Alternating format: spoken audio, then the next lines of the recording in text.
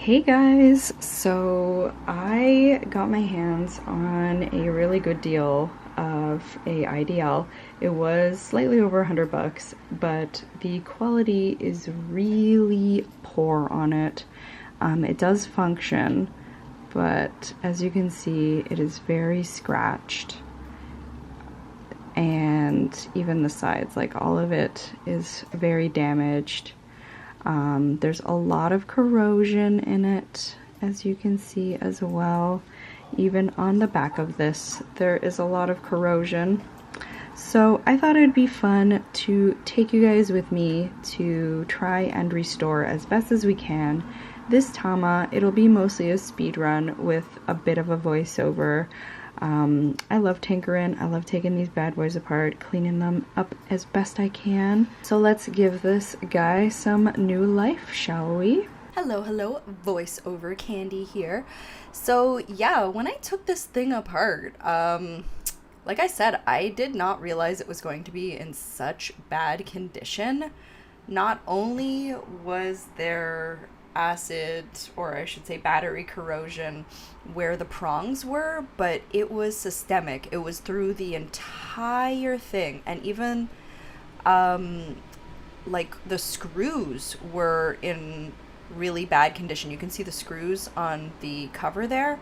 They even, from corrosion, are as you can see, they're rusted. And so I went through, and because the corrosion even went in between the two contacts of the plastic upper and bottom pieces, I went through and cleaned all of that. I cleaned all of the buttons. And the way that I do that, just in case if you guys are interested in doing this as well, just like I talked about in the Pokemon Pikachu, what you want to do is first you start with the vinegar, because that is an acid and it will break down the acid that is there. Yeah, there's like so many components in there. There was so many parts that are all rusted through. I couldn't believe it. So first you go through everything with vinegar, but then you want to make sure that you stop the vinegar from corroding any further. So that's how you neutralize it with the rubbing alcohol. And I definitely polywatched the heck out of this. I thought it'd be easier to do it while it was taken apart. Especially like the little screen and stuff, and I'm happy I did it that way, because there was just like so much gunk all over the place. I could not believe it. So yeah, you can see where I was screwing in there. It's all rusted through. Like, I don't even know all the bits and bobs, to be perfectly honest. I don't know the names of all the things, but it was in really bad condition. And then to put this whole thing together and for it to not really function completely, I was actually really concerned that it was broken for good and I wasted over 100 bucks. But yeah, let's see how this goes.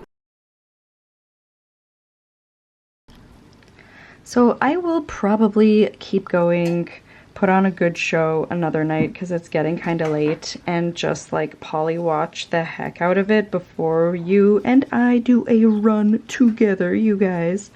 But I am happy that everything along the sides came off. I cleaned everything out.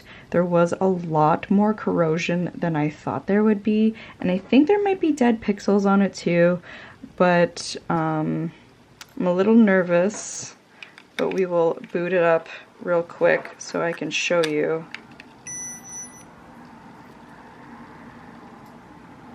Yeah, right here, it's really hard to see, but I think there's some dead pixels right there. But TBH, it's not really that big of a deal to me. Buttons still work, you know, yeah, you can see the dead pixels right there. But, you know, I am okay with all of this.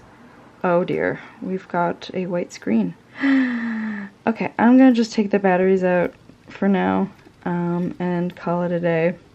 But I'll keep cleaning it. We'll see how it goes. Good news, everybody! It's been a little bit since I recorded the cleaning up, taking this whole thing apart and trying to get it to work, and then that white screen happening right before I ended the video. Good news is it's fully functional now. I'm not sure if it was because of the cleaning, maybe some leftover residue of like rubbing alcohol or something. but it does work now. And if you guys remember, there was like weird dead pixels or black pixels or blackness on the screen, like over here in this area. Good news is it's totally gone. Whatever it was is no longer an issue. And this button works great. This button works great.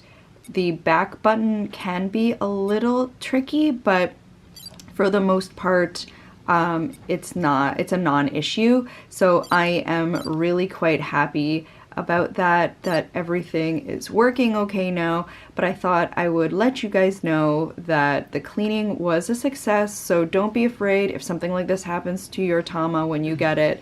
Just be careful and clean it up, and you can have a Tama that looks in okay condition too. Anyways, I love your freaking faces. I hope this was helpful, and I'll see you guys in the next one. Goodbye!